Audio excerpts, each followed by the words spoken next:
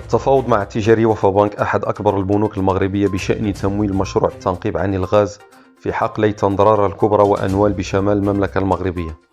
وستستمر المفاوضات وفق بلاغ الشركة إلى غاية 15 دجنبر المقبل، وسيتم خلالها التفاوض على الشروط الملزمة لاتفاقية التمويل التي تصل إلى 206 مليون دولار، أي ما يعادل 2.25 مليار درهم مغربي على مدى 12 سنة. وخلال شتنبر الماضي استعرضت الشركة بلاغا أصدرت فيه حصيلة إنجازاتها في المغرب خلال النصف الأول من السنة الجارية، خاصة في حقل تندرارة، معتبرة أن ما تحقق يعتبر فخرا لها بالنظر إلى الموارد المحدودة وفق ما جاء على لسان الرئيس التنفيذي للشركة غراهام ليون.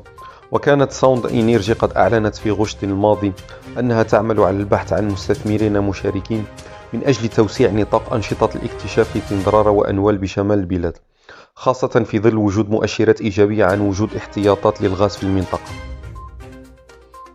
يذكر أنه خلال شهر فبراير الماضي تم توقيع عقد لاستكمال استغلال حقل تندرارة، إضافة إلى تمكن الشركة من الحصول على قرض بشروط ملزمة قيمته 167 مليون درهم مغربي من أجل تمويل عمليات تطوير حقل الغاز الطبيعي المسال في منطقة تندرارة بإقليم فيغي،